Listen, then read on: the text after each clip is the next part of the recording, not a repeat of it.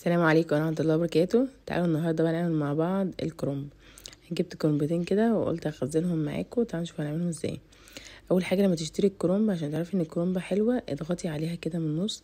لو لقيتيها طرية كده يبقى مش حلوة، حاولي تتأكدي انها جامدة شوية من النص كده. طبعا ورقها بيبقى باين من بره، يعني بصوا، يعني متشتيش الورقة اللي هي تحسيها بتتكسر بسهولة دي. هنقطع بقى الجزء اللي فوق ده زي ما انتم شايفين كده، تقطعيه داير ما يدور. اهم حاجه في الكرنب تشتريه كويس، وتاني حاجه تقطعيه كويس عشان ما يهدرش معاكي في الورق. زي ما انتم شايفين كده اهو. بصوا انا كده بقطع الورق الاخضر كده من بره، بس لسه ما قطعتهاش لسه. لازم تعملي الداير ما يدور كده من جوه. انت ممكن الراجل لو انت بتحبيش الورق الاخضر تقولي له هو يقطع لك الورق الاخضر ده. بصي بقى هنعمل داير ما يدور كده عشان لما نيجي نطلع الورق يطلع بسهوله وما يتقطعش مني. بصوا بحفر كده من داير ما يدور اهو. يا رب يكون واضح قدامكم اهو. بعمل كده داير ما يدور اهو، واشيل بقى القلب اللي جوه ده. في ناس بتعمل القلب ده مخلل وبتخلي الحاجات اللي احنا بنطلعها منه ده مخلل، يعني انا بحب اكلها، يعني مش بحب اعملها مخلل،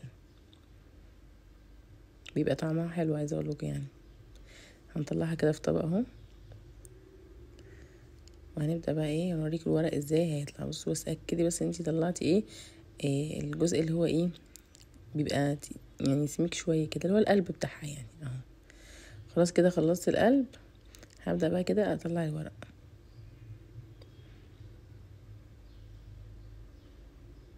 الجزء ده لما بتشيليه بيفكك معاكي الورق بسهوله. اوريكم بقى الورق دلوقتي اهو. بصوا بيطلع بكل سهوله ازاي. بس الورقه سليمه ازاي، مش متكسره. في ورق اللي هو بيبقى ناشف ده بتلاقيه معاكي متكسر، بس ده بصوا ما شاء الله حلو اهو زي ما انتم شايفين كده. بصوا اتفككت معاكي بكل سهوله، مش تاخد معاكي وقت خالص في العمايل. اعمليها بالطريقه اللي انا قلتلك عليها دي. اول حاجه لما تشتري الكرومبه اتاكدي انها من الورق مش ناشف بتاعها. الحاجة التانية اتأكدي ان هي قلبها كده تغطي عليها من النص كده، مش فيها يعني ساعات بتبقى مفرغة من جوه اهو. بصوا الورق ما شاء الله اهو، عشان احنا قطعينه صح. بتكوني طبعا حاطة مية مغلية على النار عشان عبال ما تقطعيه يكون المية غلت يعني. خلاص كده بصوا اهو. بس كده الجزء ده اهو هشيله هنا. خلاص كده ده كله هيتسرق. اعمل معاك واحدة كمان. لما كمان تيجي تجيبي كرومب ما تجيبيش واحدة بس، تجيبي 2 مثلا، بحيث ان انتي تعملي واحدة وتشيلي واحدة، توفري عليكي مرة تانية يعني في العمايل، فاهمين؟ عشان يعني سلق الكرنب يعني بدل ما عملتي بهدله وبهدلتي كده، يبقى مره واحده ما يبقاش ويبقى تاني مره سهل عليكي. من الافضل خالص لما تيجي تعملي الكرنب كمان تسلقي في يوم وتحشيه في يوم، عشان ما يبقاش مجهود بالنسبه لك ولا تحسيش ان المحشي صعب بالنسبه لك ولا حاجه اهو. هبدا اورها تاني اهو. بصوا واقطع الجزء اللي بره ده اهو زي ما بقول لكم كده. لو انتي مش محتاجه الورق الاخضر عادي قولي للراجل ياخده بيديه مأكله الحيوانات. بس هو حلو قوي لما بتحشيه والله، وحلو كمان لو حطيتيه في قعر الحله كده عشان المحشي ما يلزقش.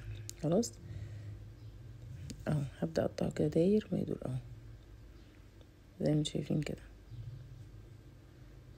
بالراحه وانتي بتعملي القلب ده عشان ممكن برضو تبوظي ورقه وانتي بتعمليه.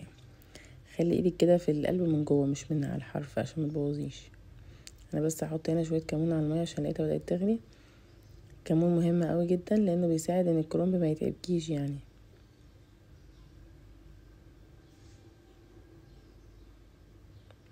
اهو هقطع معاكم دي كده.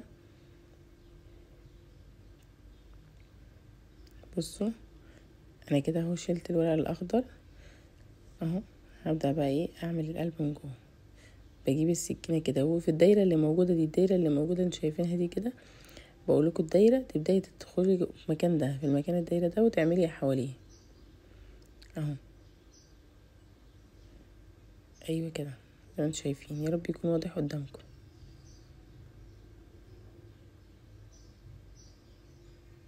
عودي نفسك دايما وانتي بقى بتعملي اي عمل تذكري الله، الا بذكر الله تطمئن القلوب. قولي بقى سبحان الله والحمد لله والله اكبر ولا اله الا الله، نستغفر الله العظيم من كل ذنب عظيم ونتوب اليه. عودي نفسك كده يبقى لسانك على طول بيذكر الله، الا بذكر الله تطمئن القلوب. بصوا ما شاء الله ما شاء الله. ورق طلع حلو جدا، مش ناشف، متقطع حلو.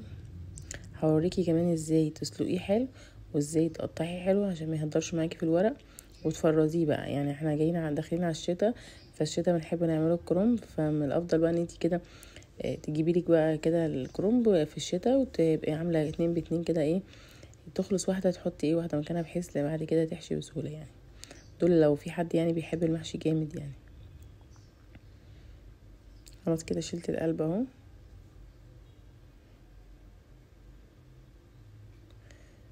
زي ما انتم شايفين كده خلاص كده اهو. بصوا بكل سهوله عملتها قدامكم. ما سرعتش عشان تشوفوا الطريقه كلها كامله اهي. بصوا الورق اللي عملت الاتنين قدامكم بكل سهوله اهو زي ما انتم شايفين. هنبدا بقى نسلقه بقى مع بعض. بصوا انا هنا طلعت قلبها اهو. في ناس بتسلقها على بعضها كده، بس انا يعني بعمل كده لما تكون الكرنبه صغيره. لو كبيره بحب كده اعملها عشان اعرف اتحكم فيها. خلاص كده اهي، خلاص كده كلها طلعتها. هحطهم بقى كده على الصينيه، ونبدا بقى ايه نشوف هنسلقه ازاي. هجيب حاجه كده احط فيها الميه، عشان لازم ابرده على طول اول ما اعمله، عشان ما يتهريش مني الورق، ما يطلعش مهري. فلازم اجيب حاجه فيها ميه، اكون مجهزه الحاجه قبل ما ابدا في السلق. خلاص انا هنا هحط كده كل الورق كده على الصينيه، بحيث ان اخد من الصينيه على طول، وابقى قسمت الحاجه اللي انا عايزاها، والحاجه اللي مش عايزاها تخلص منها. اهو كده بحط كله على الصينيه. والورق اللي مش عايزاه برميه عادي، بس لما ترميه حطيه في كيس كده لوحده يعني، بحيث حد ممكن ياكله الحيوانات وكده، تاخدي ثواب. خلاص اي حاجه انا مش عايزاها بحطها في كيس كده خاصه لوحدها زي ما شايفين كده. والحاجه اللي بحطها مثلا هاكلها مثلا او هعملها مخلل، بخليها في جنب لوحدها.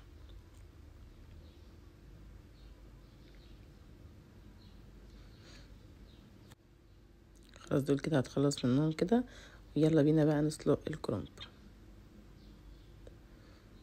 اهم حاجه بقى وانتي بتعملي دايما ظبطي حواليكي كده، عشان لما تخلصي ما تحسيش ان الدنيا اتدربكت منك كده، وتحسي ان البهدله بقت كتير، ان انتي مش قادره تعملي. فخلصي الحاجات اول باول. بصوا جبت كيس كده هحط فيه الورق اللي انا مش عايزاه.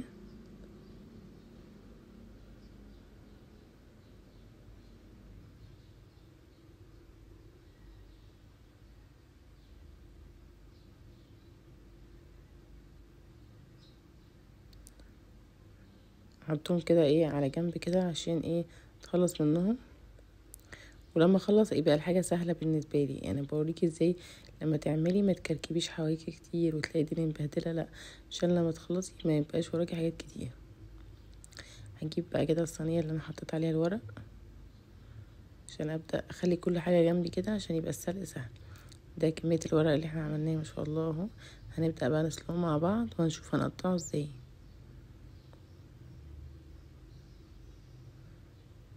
انا رحت اجيب القالب بقى اللي حطيت فيه ميه. طبعا هنحتاج حاجه بقى فيها مصفى عشان تصفي عليها.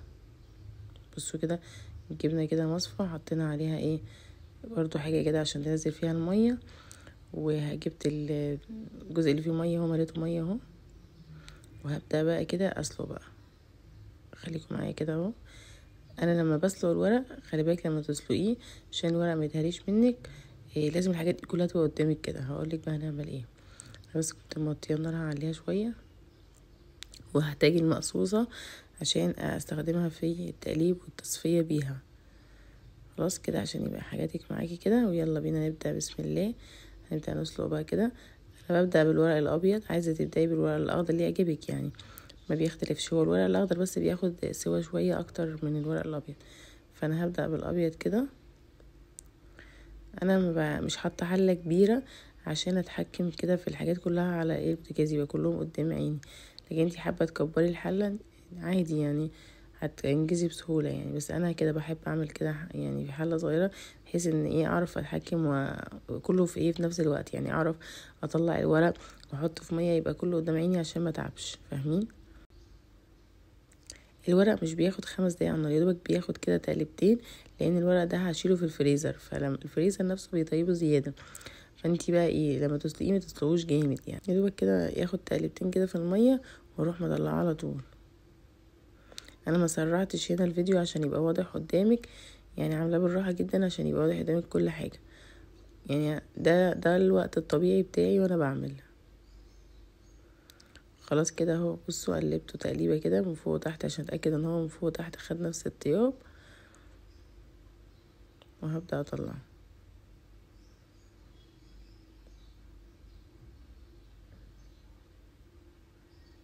خلي بالك لو سلقتيه جامد هيتهرى منك في التقطيع، مش هتعرفي تقطعيه، فاهم حاجه لما تسلقيه ما تسلقوش جامد.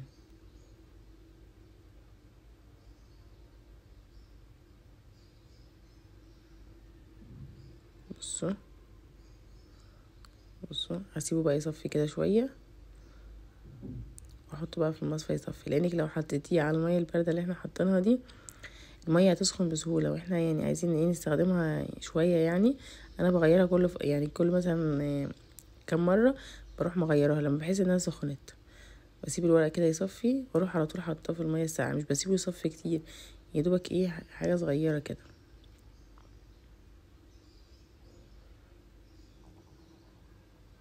زي ما انتم شايفين كده.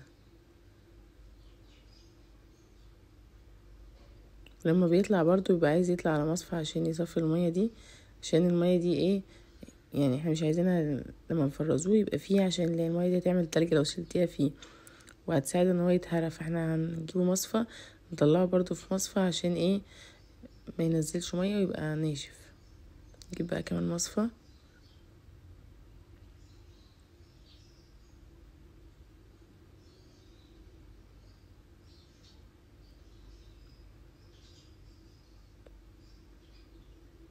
نجيب بس الصينيه احطها عليها كده اهو.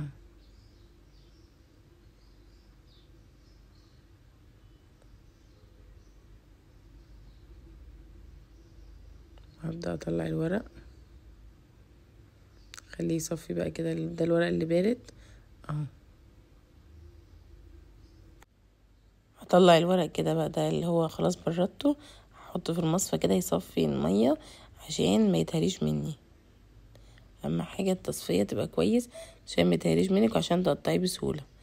اهو زي ما انتوا شايفين كده، يعني لما تبقى كل حاجة قدامك هتعمليه بسهولة، ومش هتحسي ان انتي تعبانة في سلقه ولا في عمايله يعني. اهو زي ما انتوا شايفين كده، بديله تقليبتين واروح جايه مطلعه. شايفين بخليه يصفي الاول كده، وبرده بحطه في مصفى، لانك لو حطيتيه في الميه على طول الميه هتبرد، لانه طالع ميه سخنه فهتلاقيه يسخنه. لا، فلما تحطيه كده في ميه على طول هيبرد. يبقى اول حاجه انا بطلعه على مصفى، مش بسيبه 5 دقايق، يا دوبك كده يصفي دقيقتين كده، واروح جايه حاطاه في الميه البارده، الميه من الحنفيه عادي، مش ميه متلجه ولا حاجه، لا ميه من الحنفيه عادي. ولما بتسخن بغيرها تمام. وبعد ما بيصفي يتحط في ميه ويبرد تماما، لازم يبرد تماما. اول ما يبرد تماما تبداي تطلعيه على مصفى برضه عشان يصفي الميه دي، لان الميه دي لو انتي فرستيه بالميه دي هتخليه يتهرى، وبعد كده هتلاقيه بيتقطع منك اهو. بصوا انا بعد ما بعمله كده بروح احطه في مصفى كده يصفي، وحتى بعد ما بقطعه بسيبه يصفي كمان. هوريكم بخليه يصفي ازاي. اكمل بقى كل الكميه بنفس الطريقه دي وهرجع لكم تاني. عايزه اقولك بقى الورق اللي احنا سيبناه يصفي ده ما بكوموش كده على بعض واسيبه، لا بجيب صينيه وببدا افرده فيها كده، بفرده زي ما انتم شايفين كده عشان ينشف اكتر وما يتهريش، وعشان اسهل عليا لما اجي اخده واقطعه. فبفرده الفرده اللي انتم شايفينها دي كده اهو. ولما الميه اللي انا كنت عاملاها ببرد فيها دي تسخن بروح مغيرها، يعني كل كام مره كده بغيرها عشان ما الورق يبرد كويس، لان لو الورق ساخن يبقى الميه دي هتهريه. فاحنا هنا بنوقف عمليه السلق لما بنحطه في ميه ساقعه. دي ميه من حنفيه عاديه اهو. ببدا اهو زي ما انتم شايفين كده افرده، زي ما انتم شايفين كده اهو. الورق اللي انا سايباه يبرد من السخونيه اروح احطه على طول في الميه اللي هي البارده اهو. واكمل كل الورق بنفس الطريقه دي، ونشوف بقى هنقطعه ازاي. هنا بقى كنت خلصت سلقه اهو. زي ما انتم شايفين انا قسمته الورق الاخضر كده في ناحيه والورق الابيض في ناحيه. هنبدا نقطعه مع بعض، هنقطعه بكل سهوله كده. هجيب حاجتين كده عشان احطه فيها واوريكم بقى بقطعه ازاي بكل سهوله. عادي تبداي باي حاجه، حابه تقطعي الورق الاخضر الاول الورق الابيض الاول عادي. هنقطع كده، بصوا بتني الورقه وبقطعها كده الجزء ده، وببدا الفها كده وابدا اعمل الحجم اللي انا عايزاه اهو. هقرب منكم دلوقتي عشان اعمل لكم اوضح. انا بس كنت بعمل هناك فمش شايفه ان الكاميرا بعيده. فهقرب منكم في التانية دي. انا بس بوريكم الورق الاخضر حتى اللي هو بيبقى مهري كده ومتبهدل بقطعه. بصوا عشان اقدر اتحكم فيه. قطعته كده اهو، وهبدأ بقى الفه كده عشان يصفي المية قبل ما اقطع كل الكمية اهو. بصوا هنبدأ نقطع بقى من الورق الابيض كده ونوريكم ازاي نقطعه. هقرب منكم شوية دلوقتي اهو. بصوا بتني الورقة كده على بعض كده كأني كاتماها من النص كده. بصوا هاجي جنبكم كده اهو. وبعد ما بعمل كده بصوا باخد اللي هو الجزء ده اهو كده اهو بالسكينة كده، وبروح زي ما انا تانية كده لفاها كده، واروح بقى الحجم اللي انا عايزاه. اهم حاجة بس حطيها كويس عشان ما تهريش الورقة اهو. اشيل بس الجزء ده كده مش عايزاه، وهبدأ بقى اقطع اهو. شايفين كده اهو الحجم بقى اللي انتي بتحبيه، حباها كبيرة حباها صغيرة، الحجم اللي انتي عايزاه. الجزء الاخراني ده مش بصغره قوي عشان انا بتحكم فيه وانا بلف بقى، فاهمين؟ هبدأ اعملها رول كده. بصوا انا بوريكم الورق ما شاء الله سهل في تقطيعه، مش مهري، بعرف اتحكم فيه. ليه؟ لاني سلقاه سلقه متوسطه، وفي نفس الوقت وقفت نمو يعني سلقه ان انا حطيته في ميه، هو لما يتحط في الفريزر بيطرى. بصوا كده اهو. هعمل دي كمان واحده معاكم اهو. بشيل الجزء اللي فوق ده كده اهو بالطريقه دي كده، بلفها داير ما يدور كده. وخدي بقى الحجم اللي انت عايزاه، عايزه تعملي حجم صبعك بقى الحجم اللي انت عايزاه اعملي اهو كده. مش هياخد معاكي مكان في الفريزر، وهتشيليه بسهوله، ولما تيجي تحشي هيتحشى معاكي بكل سهوله. بصوا اهو زي ما انتوا شايفين كده. لما بشيله بعمله رول كده عشان ابقى عارفه الواحده بوحدتها كده. لما اجي اخد الواحده بتاعتها يعني. وبعمله كده رول كده، وبشيله كده في الطبق او في كيس رول كده، عشان لما اجي اخده انا بس حطاه كده رول واقف عشان يصفي الميه بتاعته، عشان لو في اي ميه يصفيها اهو زي ما انتوا شايفين كده اهو. بلفه كده عشان يصفي الميه.